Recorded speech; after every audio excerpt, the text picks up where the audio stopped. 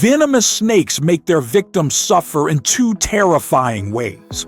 Their toxins either attack the blood or shut down the nervous system. That means blood clots, muscle breakdown, and a slow paralysis creeping from head to toe. Some venoms are so powerful they can kill an elephant in just a few hours. So here's the question. Knowing all that, why do people in some Arab countries actually feed their camels live snakes? Sounds insane, right? But it's real. In certain regions, this unusual practice does exist. It's not widespread, which explains why so little is documented. But the idea is tied to treating a hemorrhagic disease in camels. So, what kind of disease are we talking about, and does it actually work? To find answers, we need to rewind back, way back to the 7th century. No time machine required. Enter Isidore of Seville, often called the father of medieval encyclopedias.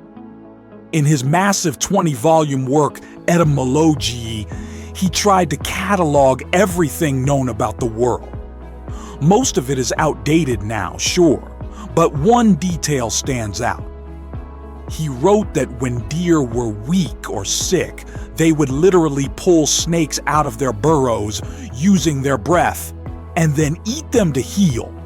Absurd? Definitely. It's hard to picture a deer sucking a snake out of the ground like a noodle, but even stranger is the idea of using snake venom as medicine.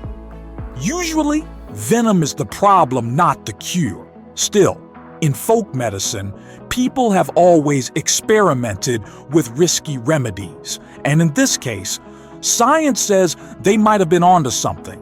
Snake venom contains more than 20 different compounds, mostly proteins. Recent research shows it can actually target harmful organisms that cause disease. So far, the tests are mostly in labs. Funding is scarce, and interest is low. But the potential is huge. Venom could fight tropical killers like tuberculosis, malaria, leishmaniasis, even Chagas disease. It all depends on finding the right snake. Suddenly, that story about deer doesn't sound so crazy. Like all animals, they battle parasites. And camels? They're no exception. In 2020, researchers in Algeria found nearly half of all camels studied were infected with gastrointestinal parasites.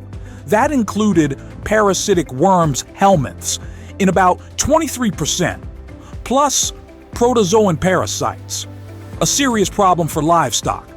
And when resources are limited, people often turn to whatever's available. One day, maybe that available thing happened to be a snake.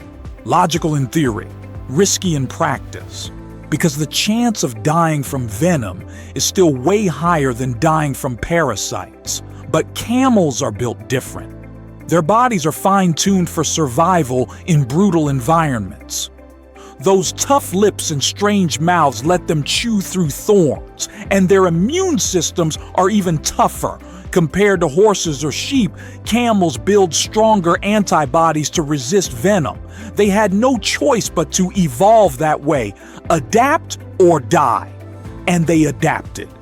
It's no wonder humans started experimenting with camels in medicine.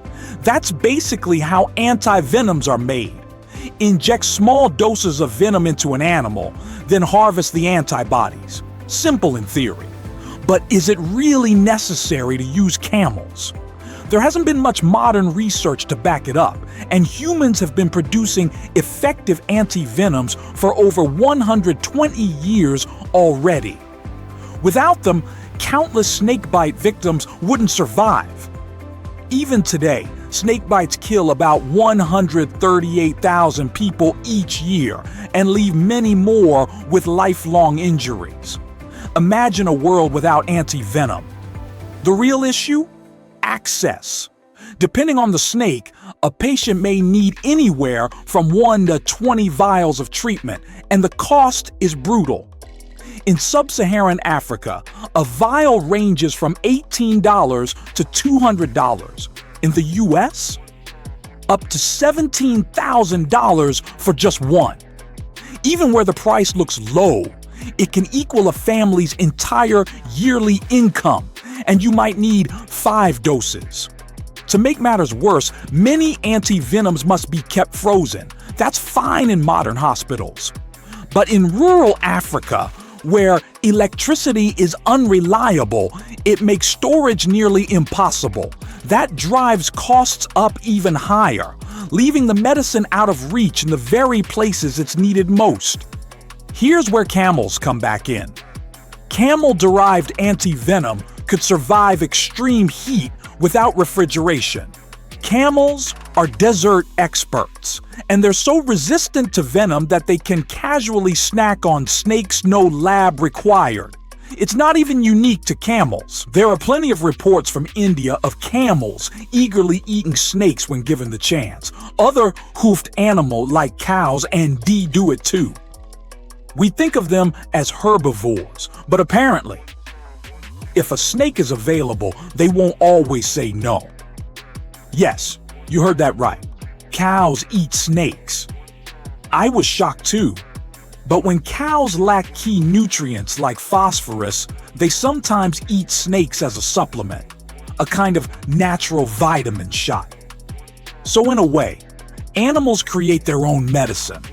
And they've been doing it far longer than we humans ever have. Take chimpanzees. When they're sick, they'll eat bitter, even toxic plants, just enough to kill off parasites without harming themselves. It's instinct, it's survival, and maybe, just maybe, that's where humans first got the idea.